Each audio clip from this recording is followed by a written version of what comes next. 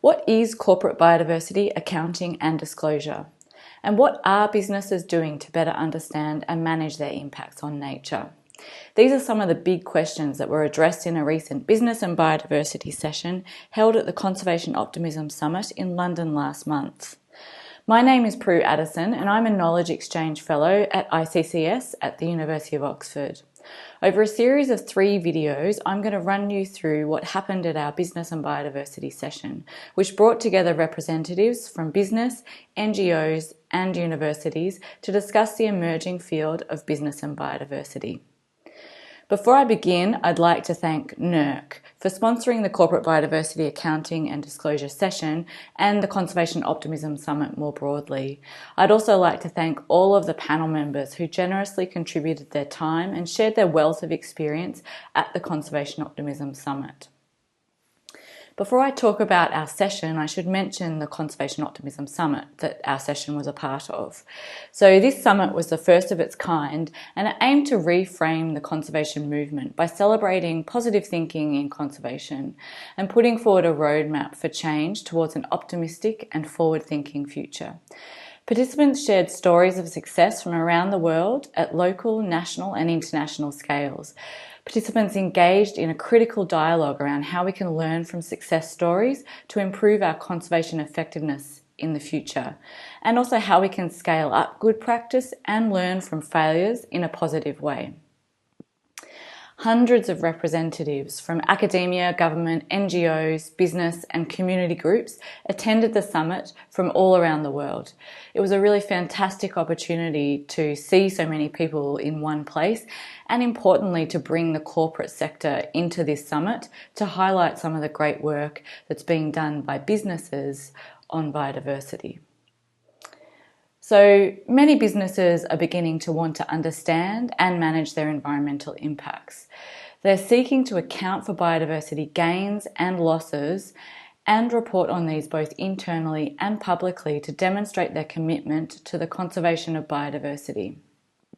So it was a really great opportunity to share some of the really current work going on in this space with the Conservation Optimism Summit. So in this first video, I'm going to run you through a summary of key points that were made during our session. Our session comprised of 12 amazing panel members who contributed to 3 consecutive panel discussions. So these panel members highlighted some of the latest research and best practice examples of businesses' involvement in biodiversity conservation. They then outlined some of the current challenges that businesses are facing to incorporate biodiversity into their business decision making. And they finished by reflecting on what an optimistic future for corporate biodiversity accounting and disclosure would look like. So our first panel, we focused on a discussion around current best practice for corporate biodiversity accounting and disclosure. And here's what our panel had to say. We first up had Helen Crowley, who's the Head of Sustainable Sourcing and Innovation at Kering. So Helen spoke about how Kering's environmental profit and loss methodology is really helping Kering assess their environmental footprint. Helen said that the EP&L methodology has really been a fantastic tool to catalyse better understanding of biodiversity within their business and is really helping guide action within the business to minimise their impacts on nature.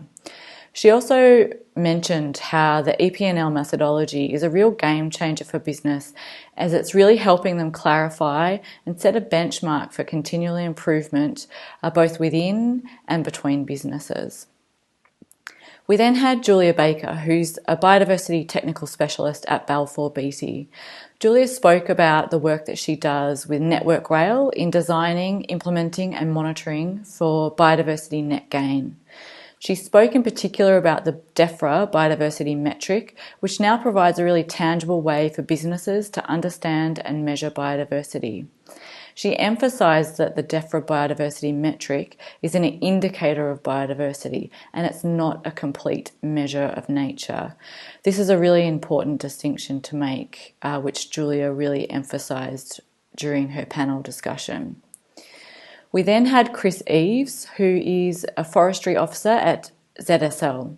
So Chris spoke about expanding the Sustainable Palm Oil Transparency Toolkit, otherwise known as SPOT, which is used to monitor commitments to environmental and social best practice amongst timber, pulp and paper companies operating in the tropics.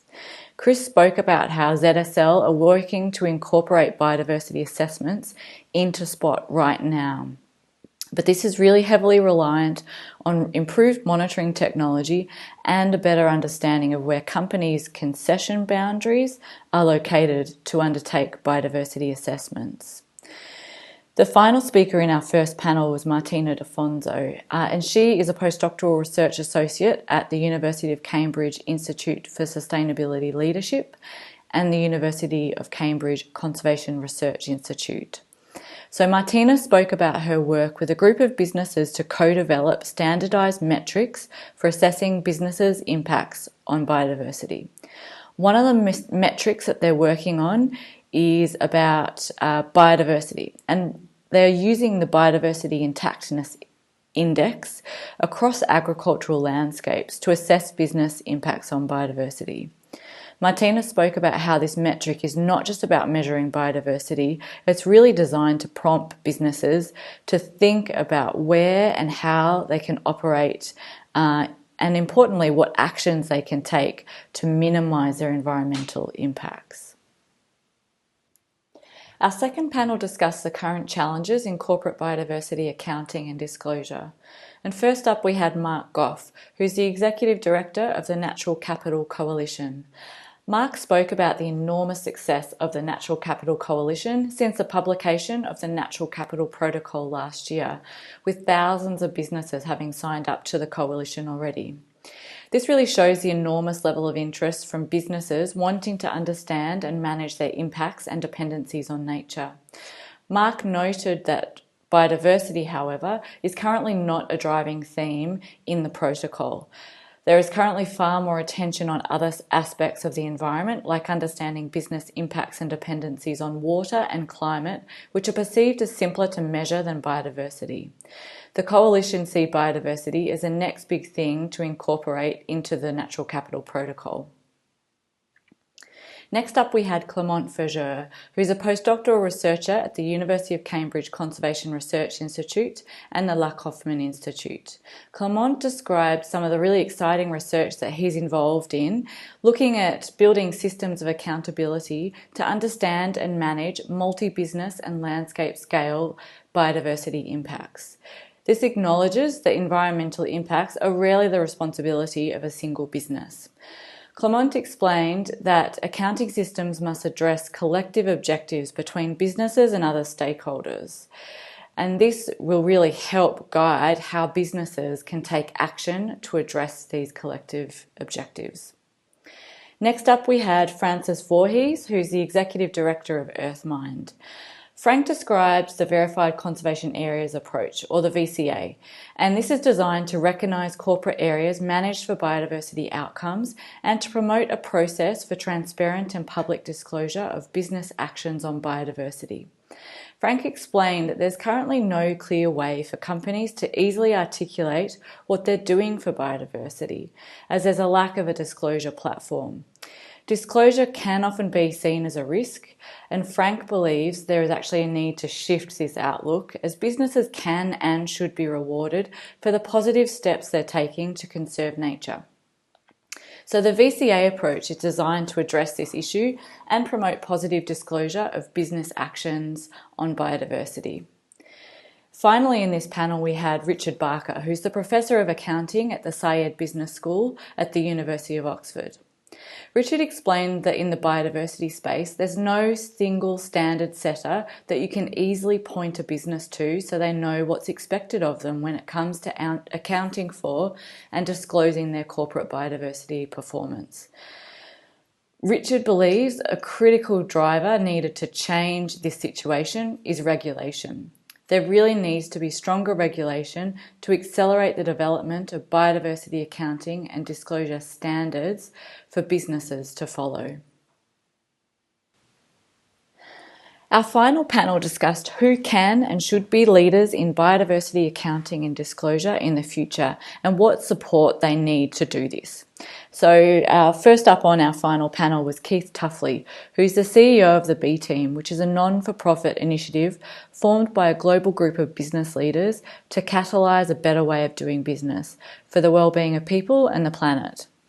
So Keith discussed the need to address business impacts on biodiversity in a systematic way, otherwise there'll be no major wins for biodiversity.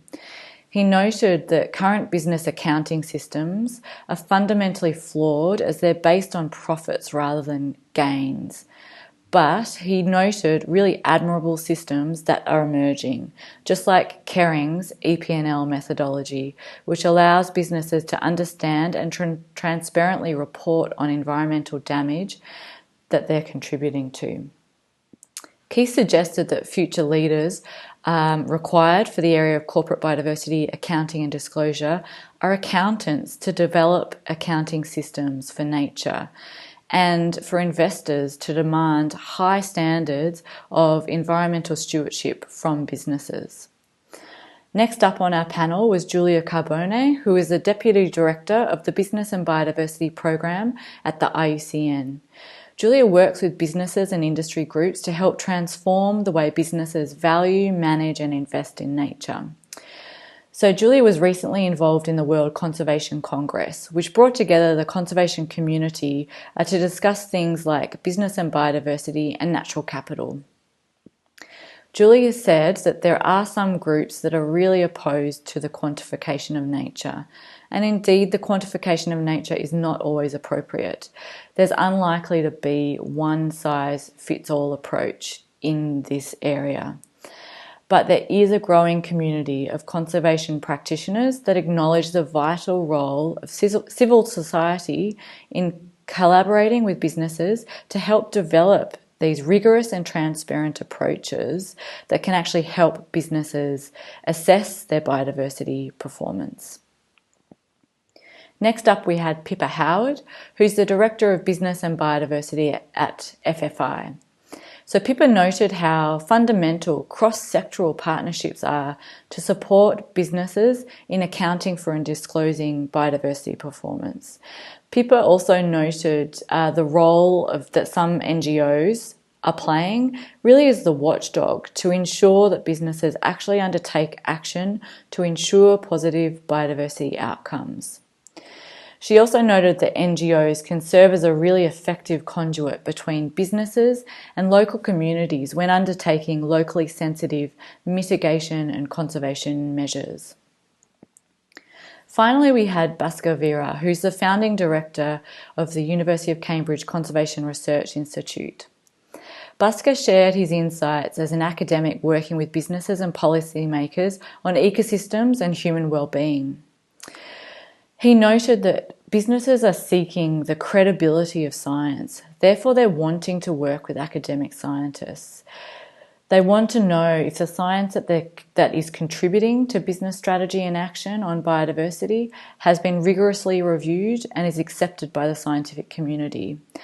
Academics can bring this credibility to the business and biodiversity dialogue. Bhaskar also noted the shift towards interdisciplinarity, which is really bringing important views from social science into the business sphere. He finally noted opportunities like the NERC Knowledge Exchange Fellowships, which are really helping produce academic scientists that can engage with all of society rather than just in an academic context. This is really critical in helping businesses develop approaches to rigorously account for and disclose their biodiversity performance. So there you have it. That was an amazing panel of 12 members who shared their wealth of experience with a very lucky audience at the Conservation Optimism Summit.